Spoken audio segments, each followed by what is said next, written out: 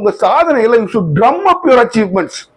ஒண்ணுமே இல்ல நகரங்களான அடிச்சு ஊர் முடிச்சு பேசுங்க. Drum up your achievements. அந்த அச்சீவ்மெண்ட்ஸ் எல்லாம் தெரியாம தான் இன்றைக்கு திமுக என்ன பண்ணுச்சுன்னு அது என்ன பண்ணுச்சு இது என்ன பண்ணுச்சு சொல்றாங்களே தவிர, நான் உங்களுக்கு ஒரு சாதாரண விஷயம் சொல்றேன். ஒரு சாதாரண விஷயம் எந்த மேடையில உங்க திமுக பேசிருக்காங்க சொல்லுங்க பாப்போம். நீங்க பேசல.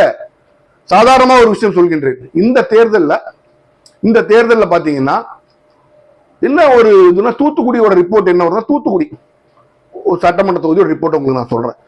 அங்க மீனவ சமுதாய மக்கள் பெருவாரியாக வந்து தாவேக்காக ஓட்டு போட்டாங்கன்னு சொல்றாங்க.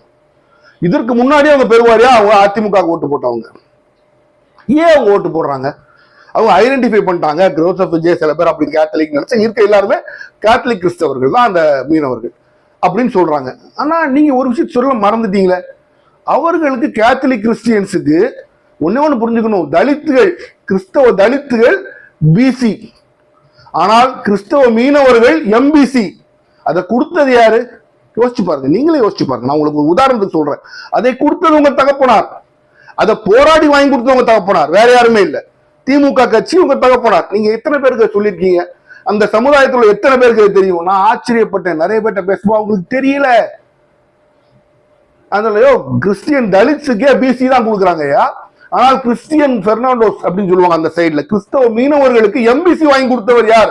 கலைஞர். உங்களுக்கு தெரியுமான்னா அப்படின்றாங்க. அப்ப நீ என்ன சாதனை என்ன சொல்லியிருக்கிறீங்க?